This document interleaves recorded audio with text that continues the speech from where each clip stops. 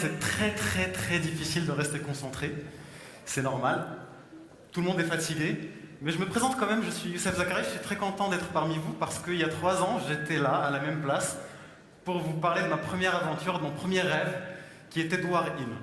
À l'époque, j'avais de grandes ambitions, je voulais vraiment transformer tous les villages du Maroc, je voulais que chaque village devienne une référence, en gros que des projets s'y passent, que ça se développe et qu'il y ait... Alors, est-ce que ça va passer? L'autre, ok. Voilà.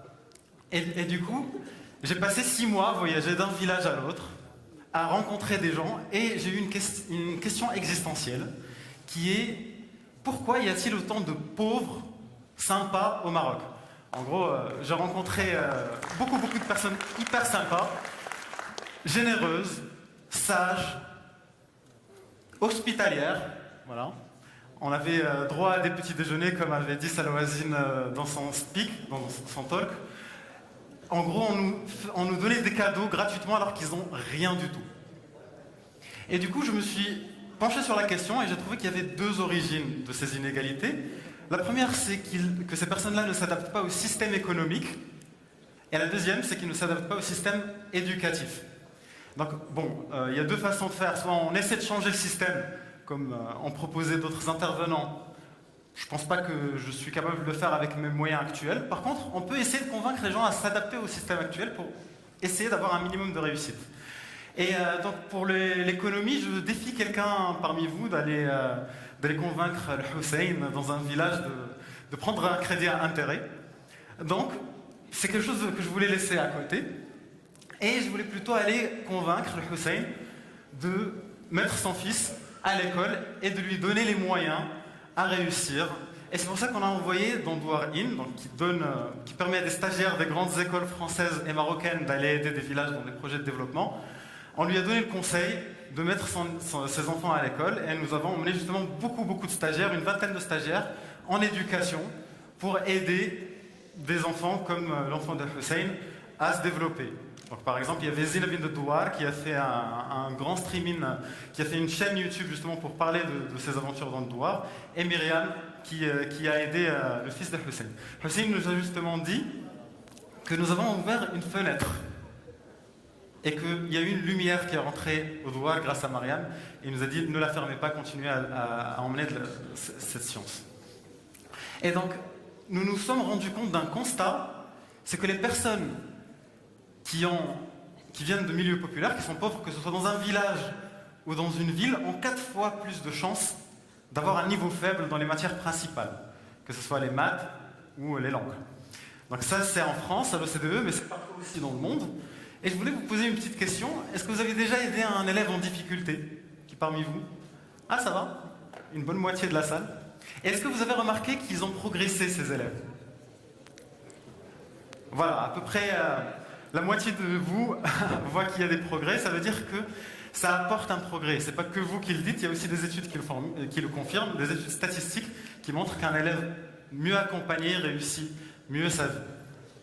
Et donc, j'ai eu un appel de la maman d'Ismaël pour lui faire des cours de soutien. Donc, Ismaël est un élève de terminale, il a des difficultés en maths, et là, sa maman me dit « Youssef, je sais que tu fais des cours de soutien très chers, et mon fils, il a des difficultés et j'aimerais bien l'aider. Donc je suis veuve, j'ai 5 enfants, mais j'ai pas les moyens de payer le prix que tu proposes. Est-ce que tu as des solutions?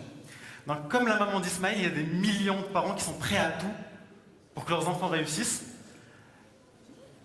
Et malheureusement, c'est ceux qui en ont le plus besoin, qui n'ont pas les moyens de payer un soutien scolaire, un soutien qui viendra vraiment les aider. Donc en gros, on a ici une solution qui est un accompagnement, mais il coûte cher. Et donc, nous sommes rencontrés avec 2 autres cofondateurs, Mariam et Arnaud, et nous avons monté une start-up qui a pour mission justement de rendre accessible à tous, à tout le monde, cet accompagnement.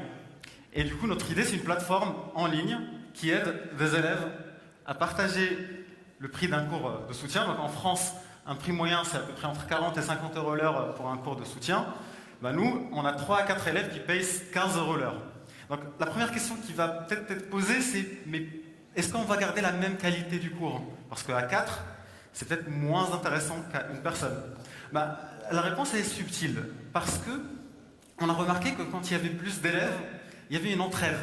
Il y a par exemple un élève qui comprend, l'autre qui ne comprend pas, et ben, je demande tout simplement à celui qui a compris d'expliquer à celui qui n'a pas compris, et parfois il explique mieux que moi.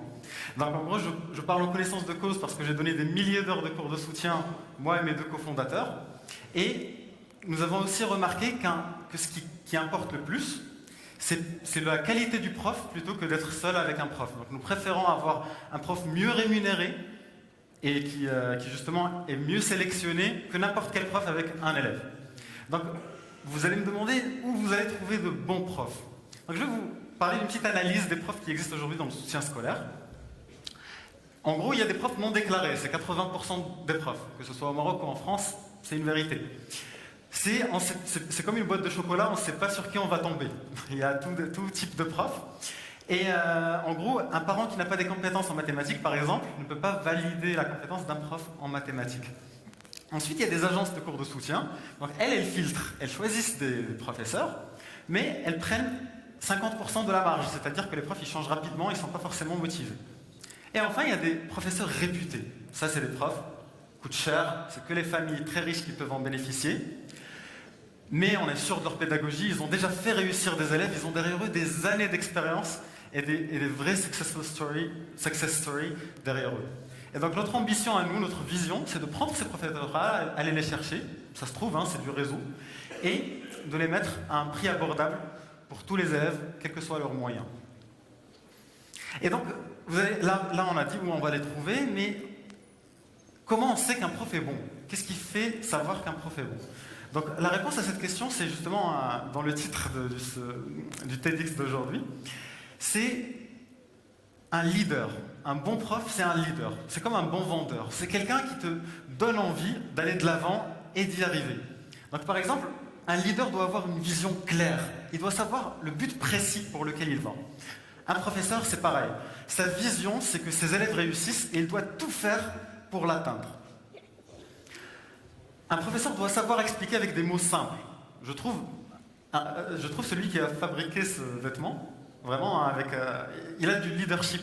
Pour expliquer à un papa où mettre les bras d'un bébé et les jambes d'un bébé avec une petite touche d'encouragement, c'est exactement ce que nous cherchons chez nos professeurs.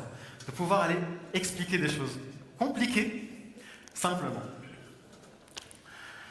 Il y a Einstein d'ailleurs qui le dit, si on n'arrive pas à expliquer simplement quelque chose, c'est qu'on ne l'a pas vraiment compris. Et du coup, nos professeurs qui maîtrisent une compétence, ils doivent être capables de l'expliquer simplement. Ensuite, il doit être capable de créer un sentiment d'urgence. En gros, l'élève, il doit réussir. Si tu ne réussis pas, tu vas te retrouver dans une voie de garage, comme tes copains qui sont passés avant toi. Et du coup, il doit être capable de donner un plan d'action à l'élève, comme un leader devrait le faire. Il doit être aussi capable de faire du storytelling, d'expliquer à un élève qu'il peut y arriver et y croire lui-même. Parce que s'il n'y croit pas lui-même, comment son élève va y croire? Et enfin, il doit y avoir une relation humaine entre le prof et l'élève. Donc ça ne doit pas être un robot qui parle, il doit être vraiment son grand frère. Et là, il y a une ambiance agréable. J'ai eu par exemple une maman qui m'a appelé quand j'ai dû arrêter un cours avec un groupe d'élèves. Elle m'a dit, mon enfant, il sortait de cours à 17h, il était super fatigué. Là, il va à ton cours de 18h à 20h, il revient avec beaucoup plus d'énergie à 20h qu'à 17h quand il revenait chez lui. Et c'est le seul cours où il veut aller. Pourquoi? Parce que tout simplement, dès le premier jour, et d'ailleurs c'est notre philosophie avec tous les profs, on dit à nos élèves, je suis ton grand frère, tu me tutoies, et je suis là que pour que tu réussisses, et j'y crois.